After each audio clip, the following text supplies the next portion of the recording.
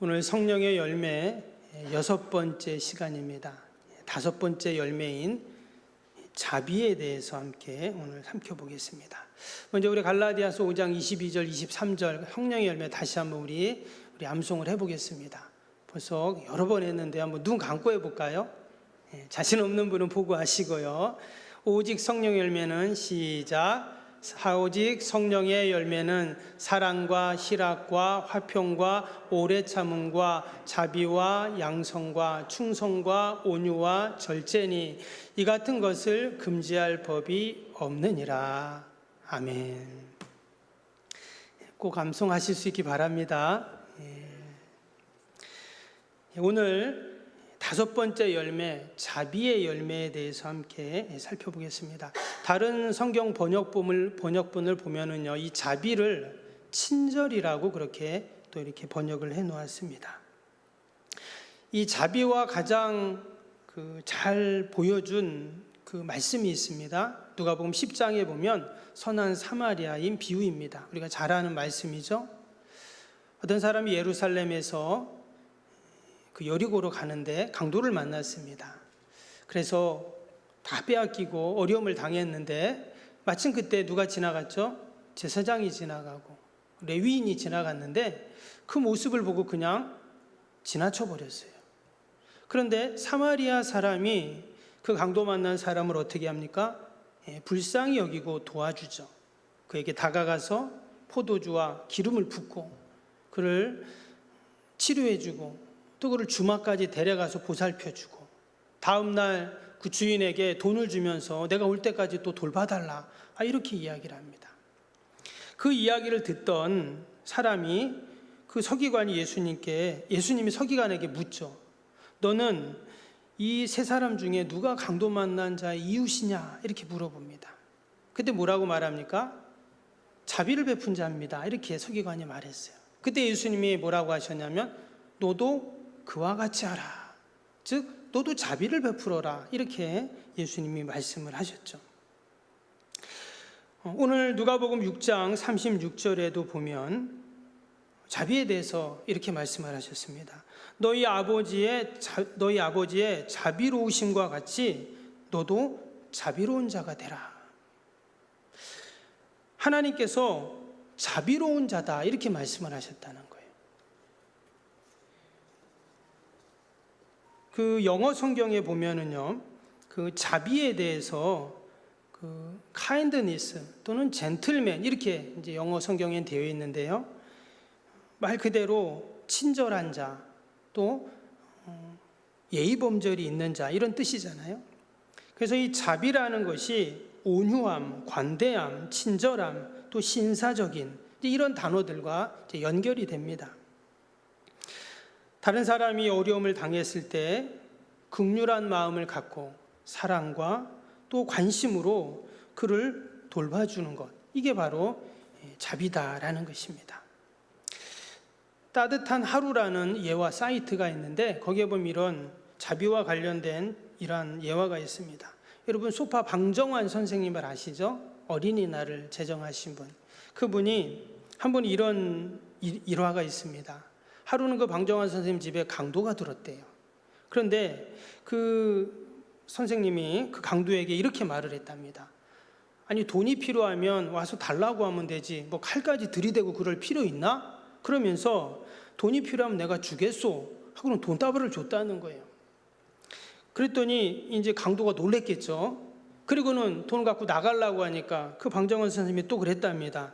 아니 이 사람 돈을 줬으면은 고맙다고 말 한마디라도 하고 가야지 그냥 가는 법이 어디 있나 그랬더니 강도가 예 감사합니다 하고는 그냥 도망쳐 나갔다는 거예요. 근데 가다가 마침 또 골목에서 경찰에게 붙잡혀가지고 다시금 그 방정환 선생님한테 오게 됩니다. 그랬더니 그 방정환 선생님이 또 뭐라고 했냐면 허허 자네 또 왔나? 벌써 돈을 다 쓴 거야? 이러면서 얘기를 했대요. 그랬더니 경찰이 그게 아니라 이 사람이 지금 강도질을 했다고 자백을 해서 지금 데려왔습니다. 그렇게 경찰이 말하니까 그 방정환 선생님이 저 사람은 강도가 아닙니다. 사정이 딱한 것 같아서 내가 그냥 돈을 줬고 저 사람이 고맙다라고 말까지 했는데 어떻게 저 사람이 강도입니까? 이래갖고 그 자리에서 그 강도를 풀어줬다고 합니다. 그때 이 강도가 그 방정환 선생님의 친절에 탐복을 해서 바로 그 자리에서 무릎을 꿇고 용서를 빌면서 제가 다시는 이런 나쁜 짓을 안 하겠습니다. 그렇게 용서를 구했다고 합니다. 바로 그 강도에게 베푼 친절, 이것이 바로 자비다라는 것이에요. 여러분, 오늘 말씀에 보면 하나님은 어떤 분이라고 했습니까? 자비로운 분이라고 이렇게 말씀하셨습니다. 그래서 우리가 하나님의 그 자비하심처럼 우리도 늘 어떻게 하라고요? 자비로운 자가 되라고 그렇게 말씀을 하고 있습니다. 그 자비, 친절, 이 관대함이라는 단어가 헬라어로 보면 크레스토테스라는 그런 단어인데요. 근데 예수님을 그리스도라고 우리가 하잖아요. 그리스도. 헬라어로는 그리스토스 이렇게 이제 말을 하는데, 근데 이 자비라는 단어인 크레스토테스와 그리스토스 뭔가 좀 비슷하잖아요. 그렇죠? 그래갖고 초대교회 때는 이 친절이라는 단어인 크레스토테스와 그리스토스라는 이 그리스도와 혼용을 해서 사용을 했다고 합니다. 그러니까 믿지 않는 사람들이 예수님의 이미지를 생각할 때 친절, 자비하신 분 이렇게 생각을 했다는 거예요. 그래서 당시 그리스도인들을 보면서 혹이라도 친절하지 않으면 이렇게 말했다는 거예요. 당신은 그리스도인인데 왜 친절하지 않습니까? 왜 자비를 베풀지 않습니까? 이렇게 믿지 않는 사람들이 예수 믿는 사람들을 이야기했다라는 거예요. 한마디로 그리스도인들은 친절 또 자비로운 사람들이라는 뜻이죠. 구약 성경에도 보면 이 친절과 자비에 대해서 잘 설명한 말씀이 오늘 함께 보았던 이 신명기 24장의 말씀입니다. 오늘 19절 말씀 다시 한번 띄워주시면 이렇게 말씀하죠. 내가 밭에서 곡식을 맬 때 그 한 뭇을 밭에 잊어버렸거든 다시 가서 가져오지 말고 나그네와 고아와 과부를 위하여 남겨두라. 그리하면 내 하나님 여호와께서 내 손으로 하는 모든 일에 복을 내리시리라. 곡식을 추수할 때 가지 같은 게 떨어지잖아요. 이삭이 떨어지고 하는데 그걸 놔두라는 거예요. 누구를 위해서요? 나그네, 고아, 과부들을 위해서 그냥 두라는 거예요. 또 20절에도 보면 감람나무를 뗀 다음에도 또 그 가지에 남은 거를 놔둬라 이렇게 말했어요. 또 21절에는 포도원에서 포도를 딸 때도 마찬가지라는 거예요.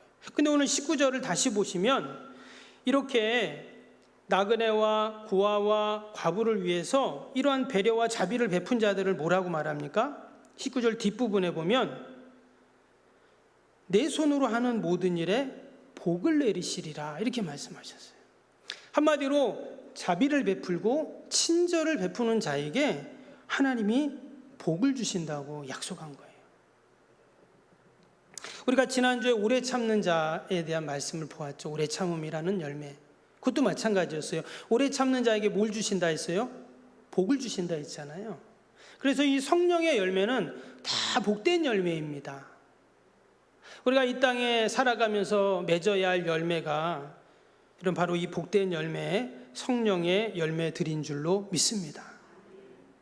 우리가 구약을 보면 많은 말씀들이 나오지만 사실 구약을 제사와 절기라고 말해도 과언이 아니에요.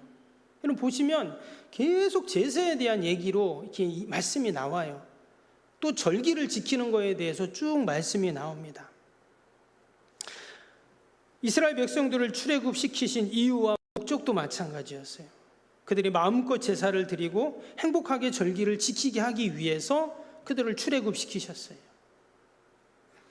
그래서 성경을 보면 무슨 제사 또 무슨 절기 절기가 하나 끝나면 또 절기가 바로 또 이어서 나오고 또 절기가 끝나면 또 절기가 나오고 계절마다 절기가 있고 계속 그런 절기 제사가 계속 나오는 것을 우리가 보게 됩니다. 근데 이 절기와 제사도요 자비와 연결이 됩니다.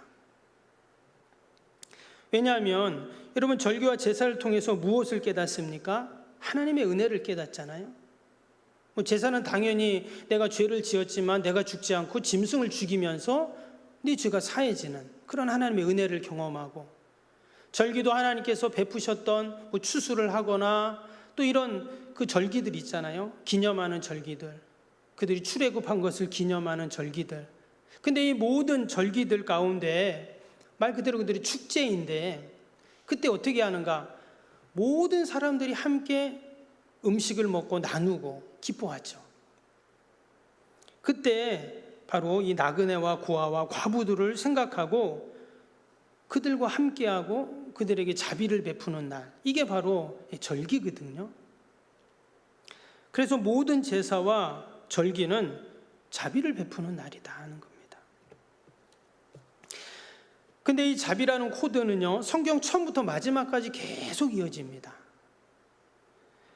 급기야 종말과 주의 재림 때도 마찬가지예요. 여러분, 주님이 재림하실 때 양과 염소를 구분한다 했죠?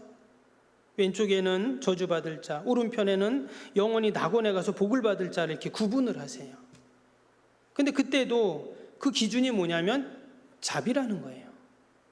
마태복음 25장 31절 32절에 보면 이런 말씀이 나옵니다. 인자가 자기 영광으로 모든 천사와 함께 올 때에 자기 영광의 보좌에 앉으리니 모든 민족을 그 앞에서 모으고 각각 구분하기를 목자가 양과 염소를 구분하는 것 같이 하여. 주님이 오셔서 모든 사람들을 모아가지고, 이렇게 지금 사람들 다 모아가지고 어떻게 한다고요? 이쪽은 염소, 이쪽은 양. 이러면 또 이쪽 분들이 서운해 하시니까 이쪽은 양, 이쪽은 그렇게 다 이렇게 구분하신다는 거예요. 그러면서 밑에 40절에 뭐라고 했냐면 40절에 이런 말씀이 나옵니다. 임금이 대답하여 이르되 내가 진실로 너에게 이르노니 너희가 여기 내 형제 중에 지극히 작은 자 하나에게 한 것이 곧 내게 한 것이니라. 여러분, 만약에 예수님이 옆에서 굶주리고 있어요. 그러면 밥을 안 차려줄 사람이 어디 있겠어요? 또 추워서 헐벗고 있어요. 옷을 안 입혀줄 사람이 어디 있겠어요? 아파요. 그럼 예수님을 등에 업고 병원에 안 갈 사람이 어디 있겠어요? 그런데 예수님 뭐라 하셨냐면 지극히 작은 자에게, 별 볼 일 없어 보이는 그 사람에게 한 게 바로 나한테 한 것이다, 이렇게 말씀을 하셨어요. 근데 이것이 쉬울 것 같지만 여러분, 이게 쉽지 않죠. 때문에 자비, 친절이라는 것은 인간의 성품인 것 같지만 그렇지 않습니다. 오늘 성령의 열매 가운데 이 자비가 있는데, 바로 이 자비라는 것은 하나님의 성품이라는 거예요. 왜냐, 오늘 누가복음 말씀처럼 하나님은 어떤 분이라고요? 자비로우심과 같이 그랬어요. 하나님은 자비로우신 분이라는 거예요. 때문에 우리가 그 자비로우신 하나님 앞에 우리가 그 자비라는 성령의 열매들을 우리가 의지하고 또 소망하고 갈망하고 또 우리가 그 자비로운 자의 삶을 우리가 살아야 할 줄로 믿습니다. 고린도후서 1장 3절 4절에도 보면 찬송하리로다 그는 우리 주 예수 그리스도의 하나님이시요 자비의 아버지시요 모든 위로의 하나님이시며 했어요. 하나님께서 분명히 자비의 아버지다, 이렇게 분명히 말씀을 하고 계십니다. 그래서 내 힘으로, 내 능력으로, 내 성품으로 자비라는 열매를 맺는 것이 아니라 우리가 성령님을 의지할 때, 바로 그 성령님께서 우리가 성령님께 순종할 때 이 자비라는 열매를 맺게 되는 줄로 믿습니다. 우리가 요즘 새벽 기도회 때 사무엘서 말씀을 계속 보고 있죠. 하나님이 자비로우신가 같이 자비롭게 행했던 사람이 나옵니다. 그게 누굴까요? 다윗이거든요. 다윗이 왕으로 기름 부음을 받고 나서 이제 사울 왕을 피해서 기나긴 도망자의 신세를 이렇게 살게 되죠. 근데 결국 사울이 이제 죽고 결국 다윗이 왕이 되었어요. 근데 왕이 되었으면 이제 어떻게 해야 될까요? 통상적으로는 이 사울의 왕조를 어떻게 해요? 다 멸해야 됩니다. 왜? 새로운 왕조가 세워졌으니까. 고대 사회는 그렇게 했잖아요. 그런데 다윗은 어떻게 하냐면 그 사울 왕가의 후손들을 찾게 됩니다.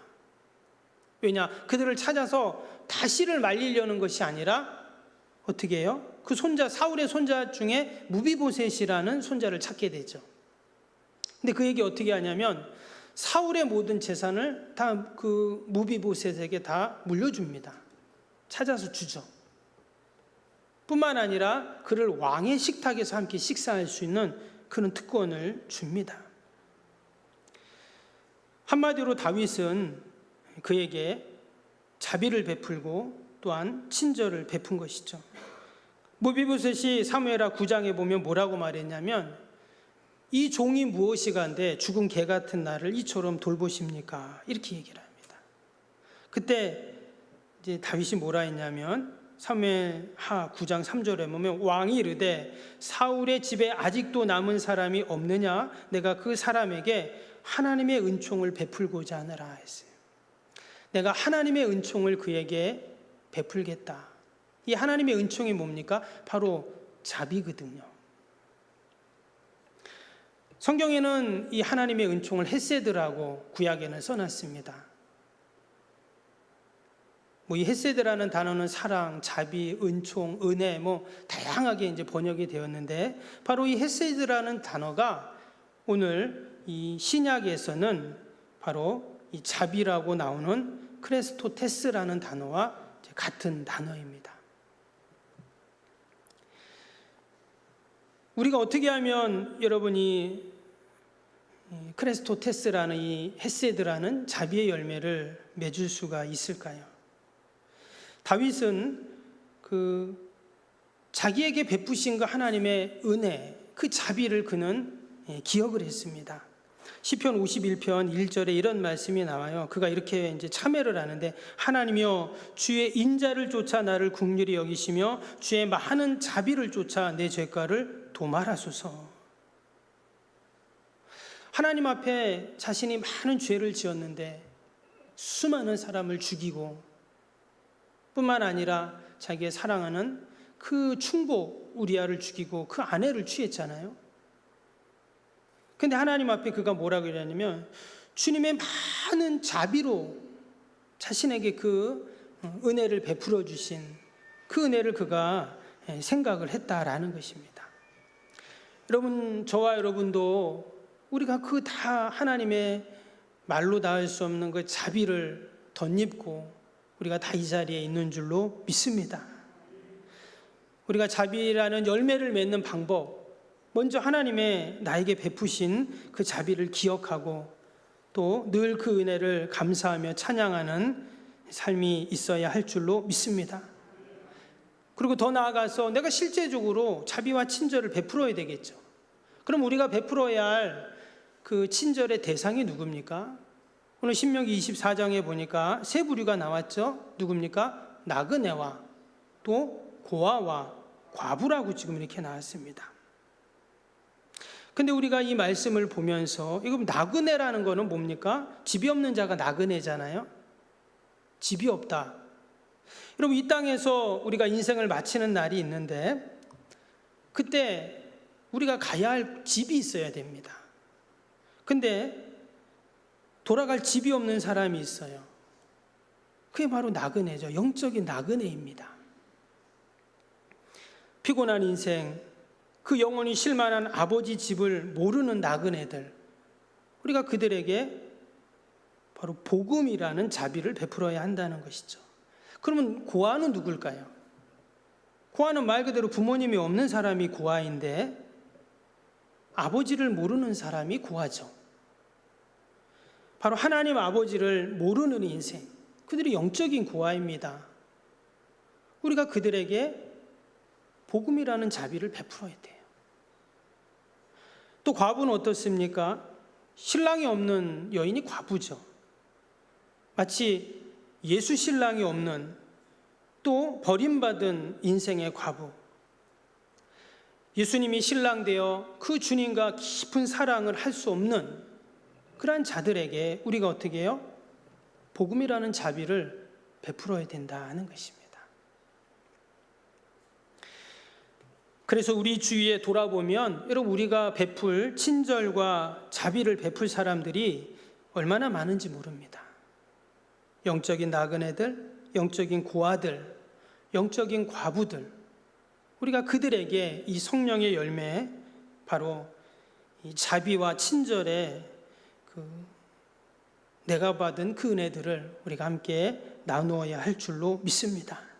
그들의 늘 이 복음의 자비를 우리가 그들과 나누고 또 그들에게 천국잔치에 그들을 소개하고, 그래서 그들이 이 땅에 살면서 늘 우리가 경험했던 그 자비와 친절을 동일하게 경험하는 그런 은혜가 있어야 할 줄로 믿습니다. 오늘 하나님께서 우리에게 그러한 명령을 우리에게 하신 것입니다. 누가복음 6장 36절 다시 보면 너희 아버지의 자비로우심과 같이 너희도 자비로운 자가 되라. 저와 여러분이 늘 이 성령의 열매인 자비의 열매를 맺는 은혜와 복이 있기를 주님의 이름으로 축복합니다.